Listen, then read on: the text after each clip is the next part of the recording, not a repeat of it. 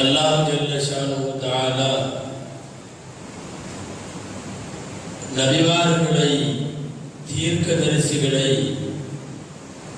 மக்களுக்கு நன்மையை சொல்லுமாறு அவர்களை அனுப்பி வைத்தார். வந்த நபிமார்கள் எல்லாம் தாங்கள் வாழுகிற காலத்தில் தங்கள் கூட்டத்தாரிடையே அவர்கள் யாரை பார்த்தாலும் நன்மையை சொல்பவர்களாகவே இருந்தார்கள். பிறருடைய நலம் நாடுதல், பிறருக்கு நன்மைகளை சேர்த்தல் என்பது இஸ்லாமிய மார்க்கத்தின் மிகப்பெரிய அங்கம். அல்லாஹ் குர்ஆனிலே சொல்லுகிறான், அழகிய சொல்லை சொல்பவர்கள் யார்? இதைவிட அழகிய சொல்லை வேறு யார் சொல்ல முடியும் என்று சொல்லிவிட்டு தஆ இலல்லாஹி வ அமில சாலிஹா, அல்லாஹ்வின் பக்கம் அழைப்பு கொடுத்து தானும் நன்மையை ஏவி தன்னை முஸ்லிம் என்று அடையாளப்படுத்திக் கொள்ளுகிறவனை விட சிறந்த நன்மைக்குரியவன் யாரும் இல்லை என்று குர்ஆன் சொல்லுகிறது. நூஹ் அலைஹிஸ்ஸலாம், ஹூத் அலைஹிஸ்ஸலாம் போன்ற நிறைய நபிமார்கள் உலகத்திற்கு வந்தபோது அவர்கள் அந்த மக்களை பார்த்து இந்த வார்த்தை சொல்லுகிறார்கள், வஅன லகும் நாஸிஹுன் அமீன், நான் உங்களுக்கு நசீஹத் செய்யக்கூடியவன், நான் நம்பிக்கைக்குரிய நன்மைகளை நாடக்கூடியவன். நன்மையை நாடுதல், அடுத்தவர்களுக்கு நன்மையை நாடுதல், நல்ல விஷயங்களை சொல்லுதல் அல்லது கற்றுத்தருதல், நன்மைகளை ஏவுதல், இவைகளெல்லாம் தீனுல் இஸ்லாமினுடைய மிகப்பெரிய அங்கம்.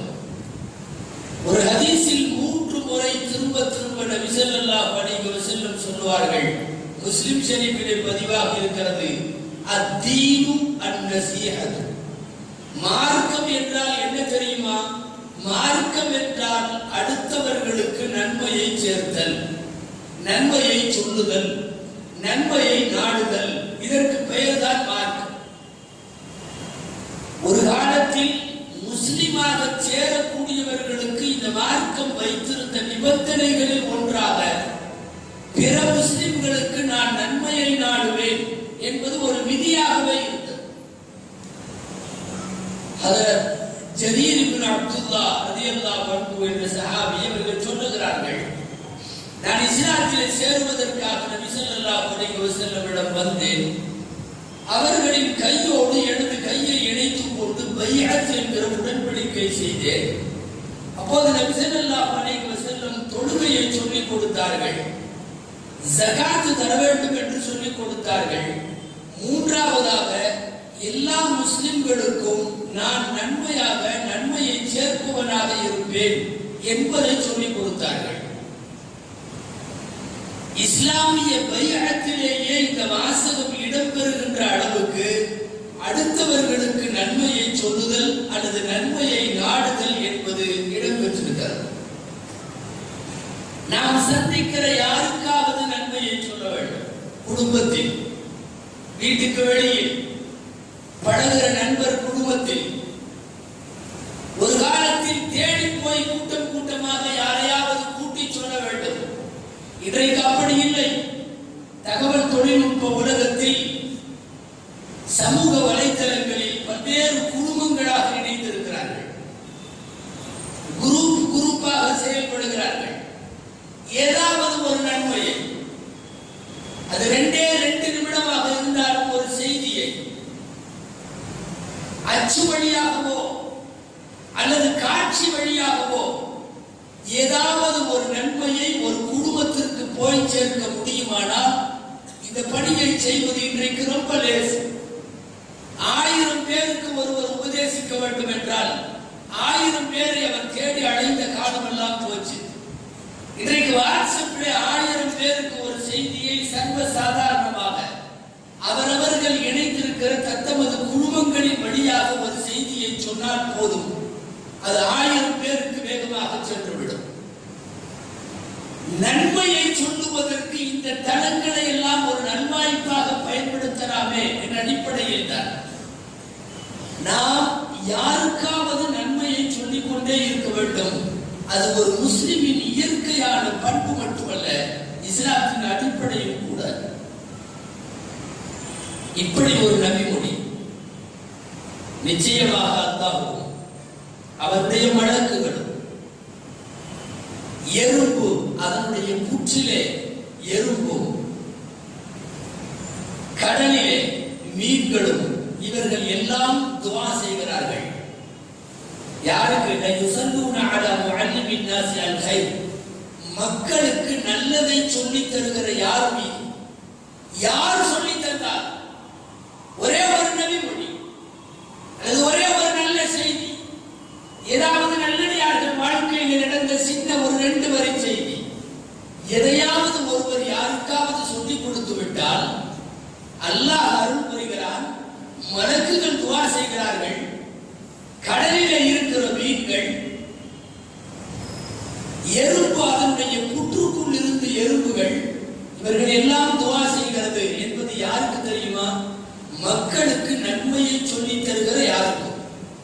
நம்மால் முடிந்தவரை நல்ல விஷயங்கள். இன்னைக்கு என்னென்னவோ குப்பைகளை எல்லாம் அடுத்தவர்களுக்கு பகிர்கிறார்களே, அரசியல் செய்திகள், வேற செய்திகள், முக்கியமான செய்திகள் இருக்கலாம். ஆனால் பெரும்பாலான பேர் தங்களுடைய சமூக வலைத்தளங்களின் மூலமாக அடுத்தவர்களுக்கு பகிர்கிற செய்திகளை பார்த்தால், ஒன்று பரபரப்பான செய்தியாக இருந்தால் பகிர்கிறார்கள், வன்முறைகள், கோரமான இரத்த காட்சிகளை பகிர்கிறார்கள், ஆபாசமான செய்திகளை, காட்சிகளை பகிர்கிறார்கள். அல்லாஹ் ரசூலுடைய எதையாவது ஒரு செய்தியை யாருக்காவது பரப்பலாமே. மக்களுக்கு நன்மையை சொல்லுதல், வாய்ப்பு கிடைக்கிற போதெல்லாம் அந்த நன்மையை சொல்லுவதற்கான களத்தை ஏற்படுத்திக் கொள்ளுதல், அது நல்லது. சமூக வலைத்தளங்களில் மாத்திரமல்ல, நாம் சந்திக்கிற யாரிடத்திலும் ஏதாவது நம்மால் ஒரு நன்மையான செய்தி அவர்களுக்கு சொல்லப்பட வேண்டும். ஹசன் பஸ்ரி ரஹ்மத்துல்லாஹி அலைஹி இடத்துல ஒருவர் வந்து சொன்னார், நான் மக்களுக்கு நல்லதை சொல்லலாம்னு நினைக்கிறேன், ஏதாவது உபதேசம் செய்யலாம்னு நினைக்கிறேன், ஆனா நானே பாவம் செய்யறேங்கிறத நினைச்சிட்டு சொல்லாம விட்டுறேன்.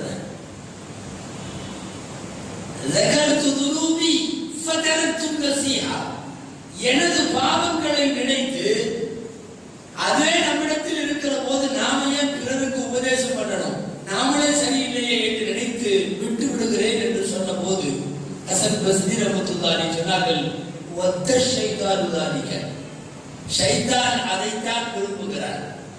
நாமளே நல்லா இல்லையே, நாம எப்படி அடுத்தவங்களுக்கு சொல்றதுன்னு எல்லாரும் ஒதுங்கிக் கொள்வதை ஷைத்தான் விரும்புகிறார். இது ஒரு தவறான முன்னுதாரணம். உலகத்திலே யாரும் யாருக்கும் நன்மையை சொல்ல முடியாமல் போய்விடும். ஏனென்றால் ஆதமுடைய மக்கள் அத்தனை பேரும் தவறு செய்பவர்கள். தவறு செய்பவன் எல்லாம் அடுத்தவனுக்கு சொல்லக்கூடாது என்று வந்தால், இங்க இன்னொன்று கவனிக்கணும், பேணுதல் என்பது தானும் சரியாக இருந்து அடுத்தவர்களுக்கும் சொல்லுதல், அதுதான் பேணுதல்.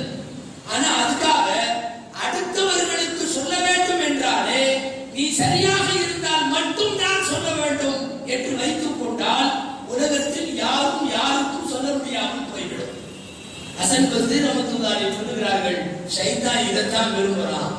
நாமளே தப்பு செய்யறப்ப ஏன் அடுத்தவங்களுக்கு சொல்லணும்னு எல்லாரும் ஒதுங்கிக் கொள்வது என்பது இது ஷைத்தானுடைய அவன் விரும்புகிற சூழ்ச்சியான ஒரு அம்சம். உதாரணமாக, நீ பொய் பேசாதே என்று ஒருவருக்கு ஒருவருக்கு சொல்ல வேண்டும் என்றால், சொல்லுபவர் பொய் பேசாத ஆளாக இருக்க வேண்டும் என்றால் உலகத்திலே இந்த உபதேசத்தை யாரும் யாருக்கும் செய்ய முடியாது. உலகம் முழுக்க இந்த உபதேசம் என்று போய்விடும். காரணம், ஒரு சின்ன பொய்யாவது பேசாதவர்கள் வாழ்க்கையிலே இல்லை. ஹதீஸிலேயே வருகிறது, ஆதமுடைய மக்கள் எல்லாம் தவறு செய்பவர்களே. எனவே தவறு செய்பவன் அடுத்தவர்களுக்கு சொல்லக்கூடாது என்பதல்ல, வேண்டுமென்றால் பேணுதல் என்று சொல்லலாம். குறிப்பாக பெரிய பாவங்களில் இந்த பேணுதல் அவசியம். தானே வட்டி வாங்கி கொண்டு அதிலே தானே வட்டி சாப்பிட்டு கொண்டு அடுத்தவனை பார்த்து வட்டி வாங்காதே என்றால் அது அந்த உபதேசத்திற்கு ஏளனமாக போய்விடும் அல்லவா? பெரும் பாவங்கள் விஷயத்தில் வேண்டுமானால் முதலில் தன்னை திருத்திக் கொண்டு அடுத்தவர்களுக்கு சொல்ல வேண்டும். மற்றபடி ஒரு தந்தையாக தன் மகனுக்கு, ஒரு ஆசிரியராக தன் மாணவனுக்கு, ஒரு சமூக தலைவராக தன் தொண்டர்களுக்கு இப்படியெல்லாம் நன்மையை சொல்லுகிற வாய்ப்பு எங்கு கிடைத்தாலும் அதை செய்ய வேண்டும். இந்த விஷயத்தில் நபிகள் நாயகம் ஸல்லல்லாஹு அலைஹி வஸல்லம் ஒரு மிகச்சிறந்த முன்மாதிரி. ஒரு சின்ன வாய்ப்பு கூட மிஸ் பண்ண மாட்டாங்க ஸல்லல்லாஹு அலைஹி வஸல்லம். ஒரு செய்தியை சொல்ல ஒரு வாய்ப்பு கிடைக்குமானால் அதை பயன்படுத்தி விடுவார்கள். ஒரு சிறுவனை நோய் விசாரிக்க சொல்லுகிறார்கள். புகாரியிலும் முஸ்லிமிலும் இருக்கிறது. யூத மதத்தை சார்ந்த சிறுவன் தலைமாட்டிலே போய் நின்று கொண்டு அவன் உடல்நலத்தை விசாரிப்பார்கள். முன்பிருந்ததும் இப்போது எப்படி இருக்கிறது என்றெல்லாம் கேட்பார்கள். பேசுகிற பேச்சிலேயே ஒரு உபதேசமும் செய்து விடுவார்கள். அல்லாஹ்வை பற்றிய நினைவை போட்டு விடுவார்கள். அந்த சபையிலே இருந்து நாயகம் கிளம்பும் முன்னரே அந்த சிறுவன் தன் தந்தையிடம் அனுமதி வாங்கி நான் முஸ்லிம் ஆகிறேன் என்று படுக்கையிலேயே கேட்பான். முஸ்லிமும் ஆகிவிடுவார். நபிகள் நாயகம் ஸல்லல்லாஹு அலைஹி வஸல்லம் யாரையாவது நோய் விசாரிக்க போனால் நோய் விசாரணை மட்டும் இருக்காது. ஏதாவது ஒரு நல்ல செய்தியை அவர்கள் காதிலே போட்டுவிட்டு வந்து விடுவார்கள். அவர்களுடைய பெரிய தந்தை அபூ தாலிப் அவர்கள் நோய்வாய்ப்பட்டிருக்கிற போது நோய் விசாரிக்க போனார்கள் என்றாலும் நீங்கள் எந்த கொள்கையில இருக்க வேண்டும், உங்கள் பாதை எப்படி இருக்க வேண்டும் என்கிற உபதேசத்தை 4 வரி போட்டுவிட்டு தான் வெளியிலே வருகிறார்கள். எல்லா சந்தர்ப்பமும் இப்படித்தான். ஒரு சின்ன கேப்பு கிடைச்சாலும் அங்கே போய் நின்று கொண்டு நம்மால் அல்லாஹ் ரசூலை பற்றி ஏதாவது ஒரு செய்தியை பேச முடியும் என்றால் பேசிவிட வேண்டும். போய்கொண்டே இருக்கிறார்கள். ஒரு கபர்ஸ்தானிலே கொஞ்சம் கூட்டம். என்ன கூட்டம் என்று கேட்பார்கள் நாயகம் ஸல்லல்லாஹு அலைஹி வஸல்லம். அவர்களின் குடும்பத்தில் நிகழ்ந்துவிட்ட ஒரு ஜனாசாவை அடக்கம் செய்வதற்காக கூடியிருக்கிறார்கள். குழி தோண்டி கொண்டிருக்கிறார்கள். குழி தோண்டி முடித்தவுடன் அடக்கம் செய்துவிட்டு கடைந்து விடுவார்கள். அங்கே இருக்கிற கூட்டம் அவர்கள் தான் என்று பதில் சொல்லப்பட்டது. வாகனத்தை விட்டு இறங்கி நபி ஸல்லல்லாஹு அலைஹி வஸல்லம் போய் அந்த கூட்டத்தோடு சேர்ந்து கொண்டார்கள். கபரடக்கம் செய்கிற பணிகளிலே கூடமாட வேலை செய்கிறார்கள். கடைசியாக கபரை அடக்கிவிட்டு அந்த மக்களை அங்கேயே வைத்துக் கொண்டு ஒரு 4 வார்த்தை மட்டும் பேசுகிறார்கள் நபி ஸல்லல்லாஹு அலைஹி வஸல்லம். கடைசி நம்முடைய இடம் இதுதான். லிமித்லி ஹாதா ஃபல்யஅமலில் ஆமிலூன். இதற்காகத்தான் அமல் செய்பவர்கள் அமல் செய்கிறார்கள். இந்த குடியிலே வந்து நன்றாக இருக்க வேண்டும் என்பதற்காகத்தான் நல்லதை செய்கிறார்கள். நாம் செய்கிறதெல்லாம் உலகத்தோடு முடிந்து போய்விடும். கடைசியாக இங்கே வருகை இதுதான் அவசியமான வருகை, தவிர்க்க முடியாத வருகை.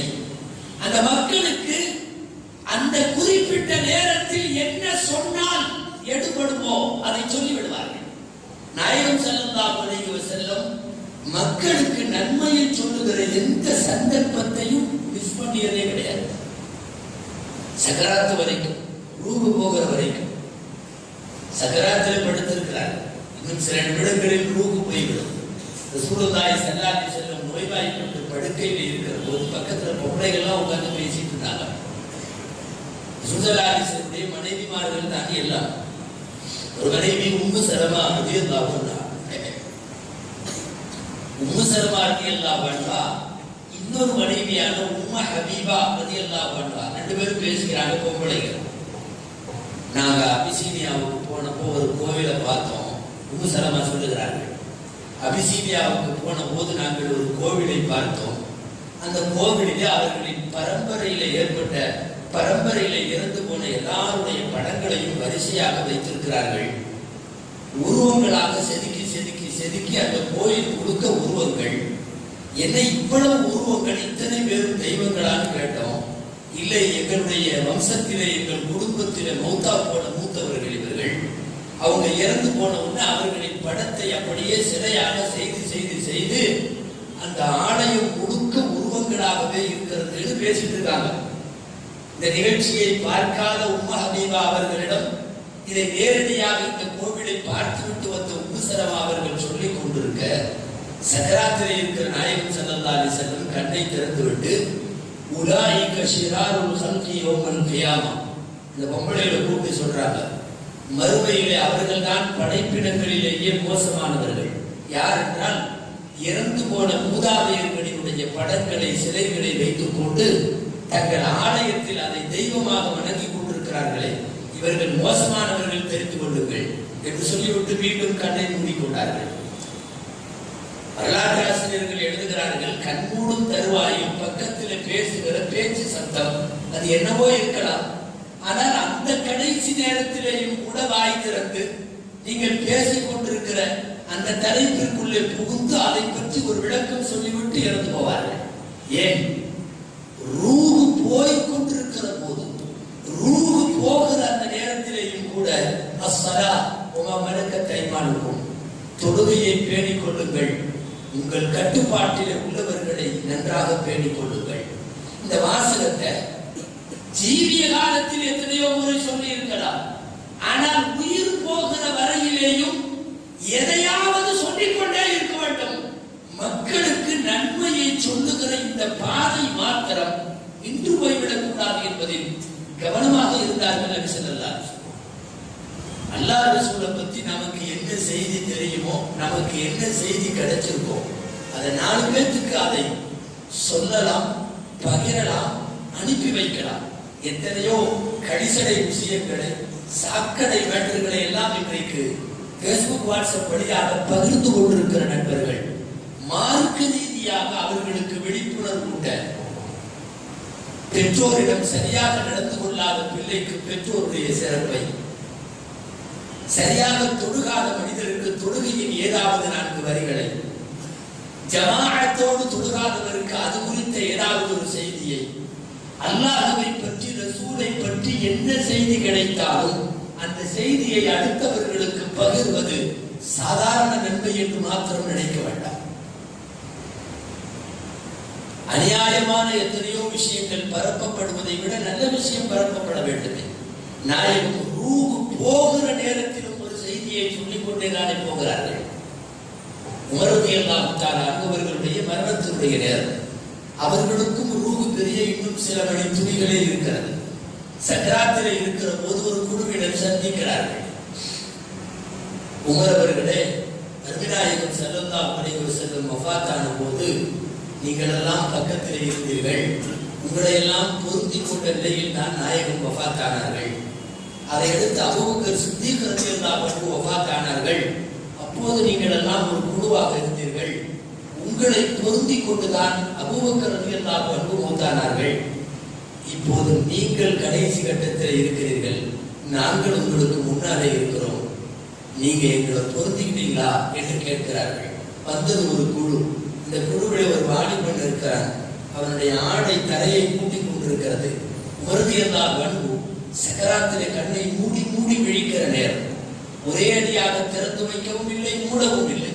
மூடி மூடி திறக்கிற அந்த நேரத்தில் அந்த வாலிபனை பார்த்து விட்டு சொன்னார்கள், மா ரதீது அன்க மாலம் தர்ஃபா இஸாரக, உன்னுடைய ஆடையை, உன்னுடைய வேட்டியை நீ உயர்த்தி கட்டாத வர நான் உன்னை பொருத்திக்க மாட்டேன். எல்லாரையும் பொருத்திக் கொள்ளலாம், உன்னை பொருத்திக் கொள்ள மாட்டேன் என்றார்கள். உடனடியாக பரபரப்போடு அந்த வாலிபர் தன் ஆடையை சரி செய்தார்.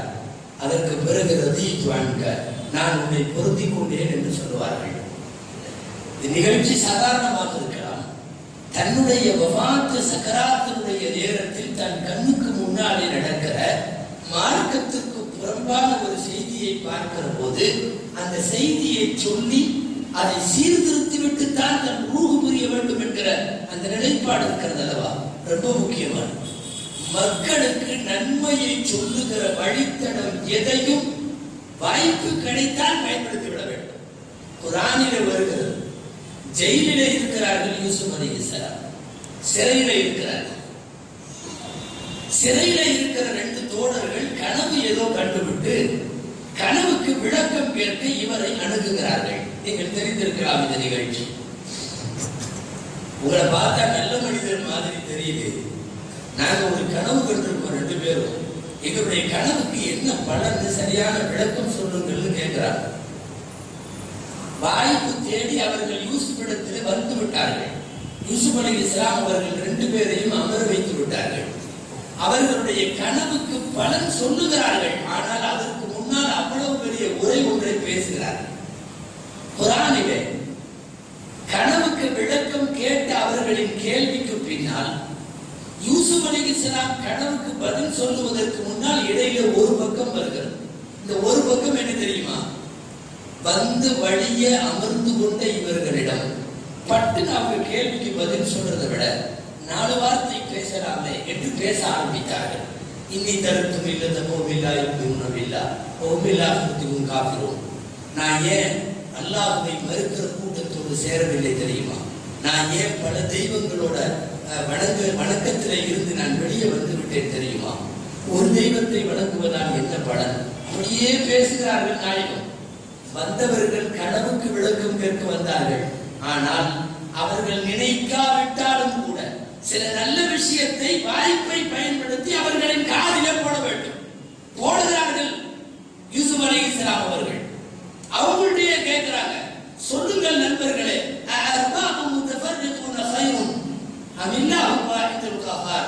பல ரப்பு இருக்கிறது நல்லதா, ஒரே ஒரு ரப்பு இருக்கிறது நல்லதா?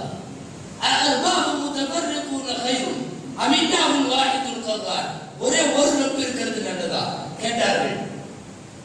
நீண்ட உபதேசத்திற்கு பிறகு அவங்க கண்ட கனவுக்கு விளக்கம் சொல்லி அனுப்புவார்கள். கனவுகள் எல்லாம் இருக்கட்டும். இங்க யூசுப் வழியாக திருக்குர்ஆனில் அல்லாஹ் நமக்கு சொல்ல வருகிற பாடம் என்ன தெரியுமா? உங்களை தேடி யாராவது வருகிற போது நீங்கள் பேசிய பிறகுதான் அவர்கள் களைவார்கள் என்றால், அவர்களுக்கு உதவுகிற இடத்தில் நீங்கள் இருக்கிறீர்கள் என்றால், உங்கள் பதிலை எதிர்பார்த்தவர்கள் காத்திருக்கிறார்கள் என்றால், அந்த நேரத்தில் அல்லாஹ்வை பற்றி ஏதாவது 2 வார்த்தை அவன் காதல் போடு. அவன் இப்போதைக்கு இல்லாவிட்டாலும் எப்போதாவது காதிலே பட்ட விஷயத்தை, அவன் கல்வியில வாங்கிய விஷயத்தை அவன் அசை போட்டு பார்ப்பது அவன் திருந்துவதற்கு காரணமாக அமையும். ஆனால் ஒரு சில நளினங்களோடு போட வேண்டும். பொதுவாக மனித குலத்தினுடைய இயற்கை என்ன தெரியுமா? உபதேசத்தை விரும்ப மாட்டார். யாரா இருந்தால் பேரண்ட்ஸுடைய அட்வைஸ பிள்ளைகள் விரும்புறது கிடையாது. ஆசிரியர்களுடைய அட்வைஸ ஸ்டூடெண்ட்ஸ் விரும்புறது கிடையாது. பொதுவாகவே ஜனங்களுடைய மனோபாவம் என்னன்னா, தனக்கு ஒருவர் அட்வைஸ் செய்வதை, நீ இப்படி நடக்கணும்னு சொல்லுவதை யாரும் பெரும்பாலும் விரும்புவதில்லை. அதனால் தான் நபி ஸல்லல்லாஹு அலைஹி வஸல்லம் உபதேசம் செய்கிற போது உபதேசம் மாதிரி செய்ய மாட்டாங்க. கொஞ்சம் அவர்களுக்கு நெளிவு சுழிவோடு, ஹிக்மத் என்கிற நுட்பங்களோடு கொஞ்சம் அவர்களை புகழ்ந்து பேசி, அது அவங்க உபதேசம் செய்கிறார்கள் என்கிற எண்ணம் ஏற்படாத அளவுக்கு சொல்லிவிடுவார்கள். இரவு தொழுகையை மிக சரியாக நிறைவேற்றி வந்த அப்துல்லா என்கிற தோழர், அப்துல்லா இப்னு உமர் ரலியல்லாஹு அன்ஹு, திடீரென்று விட்டு விடுகிறார். ஒரு சந்தர்ப்பத்தில் அவர் வசமாக நாயகத்திற்கு கிடைக்கிறார். அதாவது சபையிலே அமர்ந்திருக்கிறார். இந்த நேரத்தில் எதை வேண்டுமானாலும் சொல்லலாம். நாயகம் ஸல்லல்லாஹு அலைஹி வஸல்லம் சொல்லுவார்கள், அப்துல்லா ரஜுலுன் சாலிஹுன் லவ் கான யகூமு பில்லைல். முதல்ல அவரை பத்தி 4 வார்த்தை புகழ்ந்து, நல்ல மனுஷன், சாலிஹான ஆட்கள் இவரும் ஒருத்தர் என்றெல்லாம் பேசி, என்ன அந்த இரவு தொழுகையும் தொழுதுட்டாருன்னா நல்லா இருக்கும் என்று சொல்லி முடித்து விடுவார்கள். சொல்ல வர்றது என்ன தெரியுமா? கூப்பிட்டு நீ இனிமேல் இரவு தொழுகை சரியா தொழுகு அப்படின்னு ஒரு ஆர்டர் ஃபார்முலா கொடுக்கிற போது ஏற்றுக்கொள்ள மாட்டார்கள். அதனால நபி ஸல்லல்லாஹு அலைஹி வஸல்லமினுடைய ஹிக்மத் என்கிற ஞானம், புகழ்ந்து பேசுவது போல பேசுவார்கள். கடைசியாக எனினும் இந்த விஷயத்தை பண்ணிட்டா ரொம்ப நல்லது என்பார்கள்.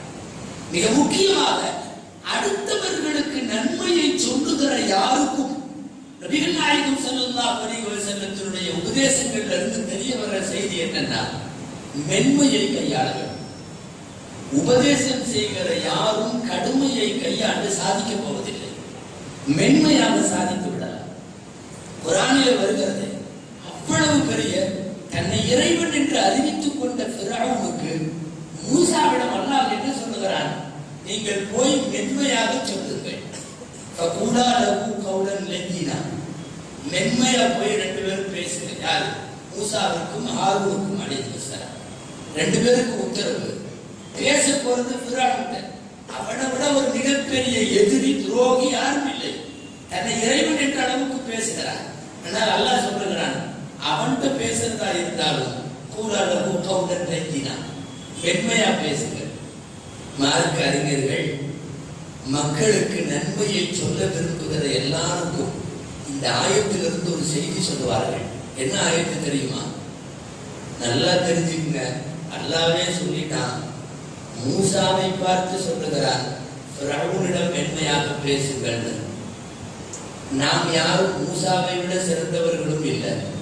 நாம யாரை திருத்துறதுக்கு பேசுறோமோ அவங்க ஃபிரௌனை விட மோசமானவங்களும் இல்லை. இந்த ரெண்டும் இங்கே கவனிக்கத்தக்கது. பேசுகிற யாரும் மூசாவை விட பெரிய ஆளும் அல்ல. யாரை திருத்தத்துக்காக நாம பேசணுமோ அவங்க ஃபிரௌனை விட மோசமும் அல்ல. அப்ப என்ன அர்த்தம்? யாரிடம் பேசினாலும் ஒரு நன்மையை செய்ய வைக்க வேண்டும் என்பதற்காக பேசினால், ஒரு மனிதனை சீர்திருத்த வேண்டும் என்பதற்காக பேசினால் மென்மைதான் தேவை. வேகமா போய் நீ உட்பட மாட்ட, நீ நாசமா போயிருவ, உனக்கு நேர நரகம் தான் என்றெல்லாம் தொடர்ந்து பேசிக் கொண்டார். மேலும் அவன் நரகத்தின் பாதையை தான் தேர்வு செய்வானே தவிர திருந்தி வருகிற நல்ல பாதையை நோக்கி வரமாட்டான். எனவே நான் மூசாவின் வழியாக ஃபிரௌனுக்கு சொன்ன இந்த வார்த்தை ரொம்ப அற்புதமானது. நபிகள் நாயகத்தினுடைய பிறருக்கு நன்மையை சொல்லக்கூடிய பாணிகளில் இதுவெல்லாம் அடக்கம்.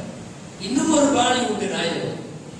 எவ்வளவு பெருங்கூட்டமாக இருந்தாலும் ஒரு தனி மனிதரை பெயர் சொல்லி திட்டமாட்டார்கள் சொல்லலாம். ஆனா பண்ணது அவரா தான் இருக்கும், இந்த செயலை செஞ்சது அவரா தான் இருக்கும். அவர் பேரையே சொல்லிட்டால் இப்படி பண்ணிட்டாருன்னு சொல்லலாம், ஆனால் நாயகம் சொல்ல மாட்டார்கள். நீங்கள் புகாரிலும் முஸ்லிமிலும் ஹதீஸ்களை பார்த்தீங்கன்னா இப்படி ஒரு வார்த்தை அடிக்கடி வரும். மாபாலு அக்குவாமி, இந்த கூட்டத்துக்கு என்ன வந்தது அப்படின்னு சொல்லிட்டு ஆரம்பிப்பாங்க. எவ்வளவு கடுமையான கோபம் இருந்தாலும், பண்ணது பர்டிகுலரா ஒரே ஒரு நபரா இருந்தாலும் அவர் பேரை சொல்லாம மாபாலு அக்குவாமி, இந்த கூட்டத்துக்கு என்ன வந்துச்சு அப்படின்னு ஆரம்பிப்பாங்க நாயகம் ஸல்லல்லாஹு. சும்மா ஒரு சான்றுக்காக ஒன்று ரெண்டு ஒது சரியாக ஒருவர் செய்யாமல் போய் அதன் மூலியமாக தொழுகையிலே ஒட்டுமொத்த ஜமாத்திற்கும் குழப்பம் ஏற்பட்டு, யார் உங்களை சரியா உதவு செய்யலன்னு கேட்டு அவர் பேரு சொல்லி, வாத்தியார்கள் இன்றைக்கு செய்யற மாதிரி பெஞ்சு மேல ஏறி நெல்லு என்றெல்லாம் சொல்லி ஒரு தனி நபரை அவமானப்படுத்தலாம். ஆனா ஒரே வார்த்தை இப்படி வருது, எதுவுமே கேட்கல, மெம்பர்ல இருந்து கொண்டு பேசுறார்கள். மாபாலு அக்வாமி லா யுஹ்சினூனல் உதுவா, என்ன வந்தது அந்த கூட்டத்துக்கு? உதவு செய்யாம வந்து நிக்கிறாங்க என்று சொல்லிவிட்டு போய்விடுவார்கள். சப்தமாக ஒருவருக்கு காற்று பிரிய, அதற்காக சில பேர் சிரிக்க, உடனே எப்படி வார்த்தை தெரியுமா? எந்த நபர் ஒருவர் வெடிச்சிரிப்பு சிரித்தாரோ அவரை பேர்லாம் சொல்லல, மாபாலு அக்வாமின் யல்அகுன், ஏன் இப்படி சிரிக்கிறாங்க, இந்த கூட்டத்துக்கு என்ன வந்தது என்று கேட்பார்கள் நபி ஸல்லல்லாஹு அலைஹி வஸல்லம். அப்போ தனிப்பட்ட ஒரு மனிதரை குறிப்பிட்டு தாக்குவதை விட இந்த கூட்டத்துக்கு என்ன வந்தது என்று பொதுப்படையாக பேசியே அதை சரி செய்ய முற்படுவார்கள் ஸல்லல்லாஹு அலைஹி வஸல்லம். மக்களுக்கு நன்மையை சேர்த்தல் என்கிற இந்த உயரிய இந்த பாடம் ரசூலுல்லாஹின் வார்த்தைகளில் சொன்னால், மார்க்கம் என்பதே அடுத்தவர்களுக்கு நன்மையை நாடுவது, நன்மையை சொல்வது. ஒரு காலத்தில் 100 பேர்கிட்ட பேசணும்னா எங்காவது ஒரு இடத்துக்கு போய் திடல்ல கூட்டணும். இன்னைக்கு அப்படி இல்லை. வாட்ஸ்அப் வழியாக, பேஸ்புக் வழியாக 1000 பேருக்கு அல்ல 5000 பேருக்கு, 1,00,000 பேருக்கு உங்களால் ஒரு ஹதீஸை, ஒரு செய்தியை, அல்லாஹ்வை பற்றி, ரசூலை பற்றிய அறிமுகத்தை நம்மால் கொடுத்துவிட முடியும் என்று இருக்கிற போது, தகவல் தொழில்நுட்பம் நல்ல விஷயங்களை கொண்டு போய் சேர்க்க பரப்பப்பட வேண்டும். அதற்காக அந்த விஷயங்கள் கையாளப்பட வேண்டும்.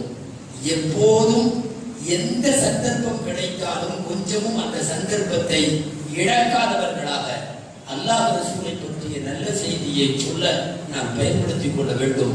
அல்லாஹ் ஜல்ல ஷானுஹு தஆலா பிறருக்கு நன்மையை நாடுபவர்களாய், நலம் சேர்ப்பவர்களாய், அவர்களுக்கு நன்மையை எத்தி வைக்கக்கூடியவர்களாய் காலமெல்லாம் அல்லாஹ் நம்மை ஆக்கி அருள்வாராக. ஆமீன். வாஹர் தஅவானா அல்ஹம்துலில்லாஹி ரப்பில் ஆலமீன்.